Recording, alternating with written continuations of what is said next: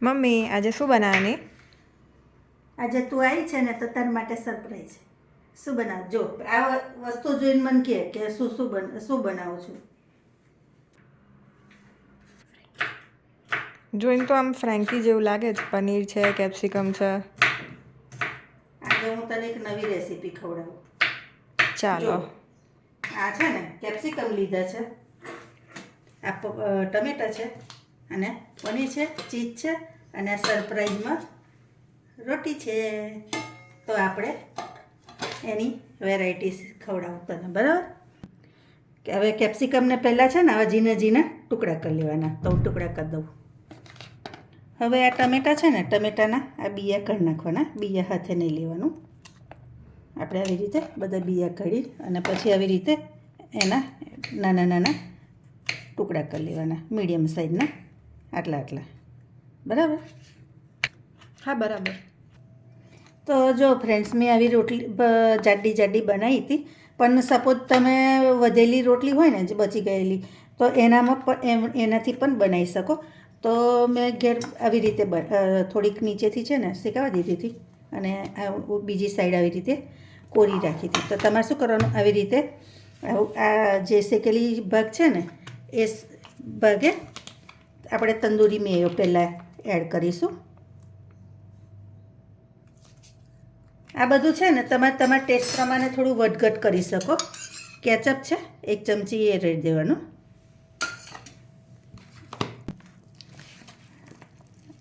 અને મેયોનીઝ છે એ એડ કરી દઈશું આપણે.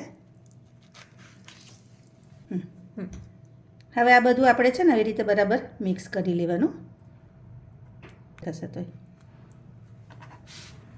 એને આવી રીતે ફેરવતા ફેરવતા કરી દેવાનું.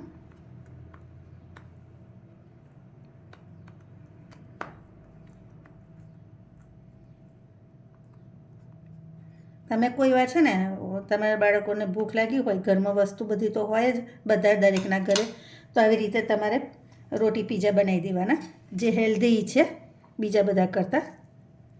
પછી આવી રીતે ડુંગળી ઉપરથી એડ કરી દેવાની.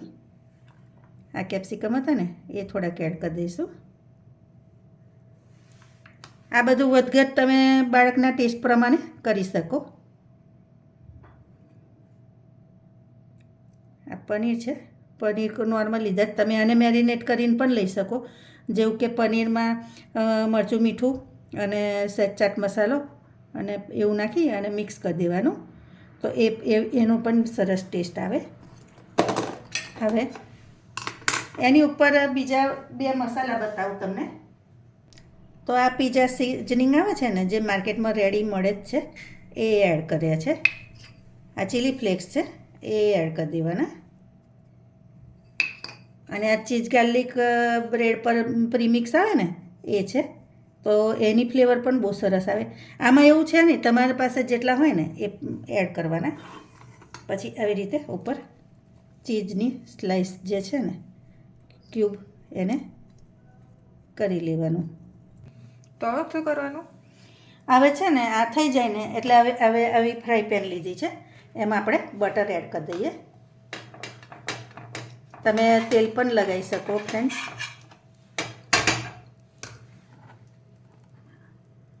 આ રોટીને પીઝા છે ને તેને આપણે અંદર મૂકી દેવાનું અને ઢાંકીને એને 2 મિનિટ થવા દેવાનું. એવી રીતે હવે બીજો પીઝા બનાવી દઉં.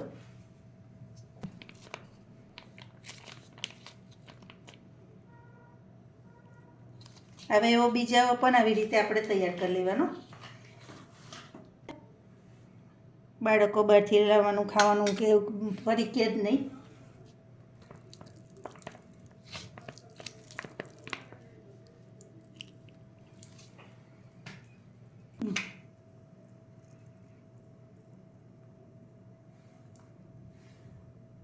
આની પર તમે છે ને ફ્રેન્ડ્સ ઓલિવ ઓઇલ ને એવું તમારી પાસે રાખતા હોય ને ગમતું હોય બાળકોને, તો એ બધું પણ એડ કરી શકો.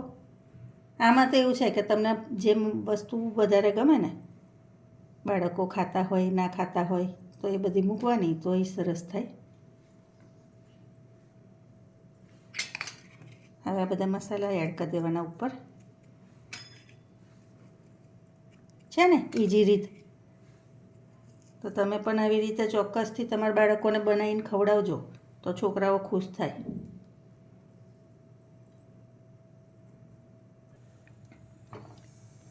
તો જો ફ્રેન્ડ્સ, આપણો પિઝાનો નીચેથી હું તમને બતાવું, સરસ થઈ ગયો છે. આવો કડક થઈ જવા દેવાનો, અને આ ધીમા તાપે તમે કરશો ને તો મસ્ત કડક જ થશે. હવે આને આપણે કટિંગ કરી લઈએ. ત્યાં સુધી હું બીજો પણ મૂકી દઉં.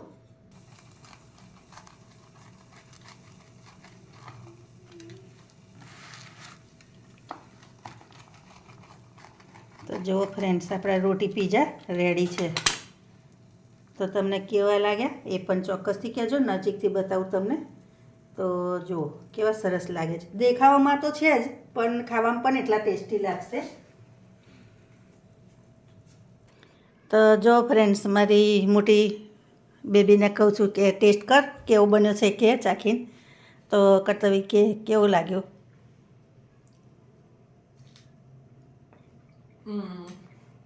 શું જોરદાર ટેસ્ટ બને મમ્મી. એકદમ બહારને ભૂલી જાય એટલો સરસ બન્યો છે. હે ને?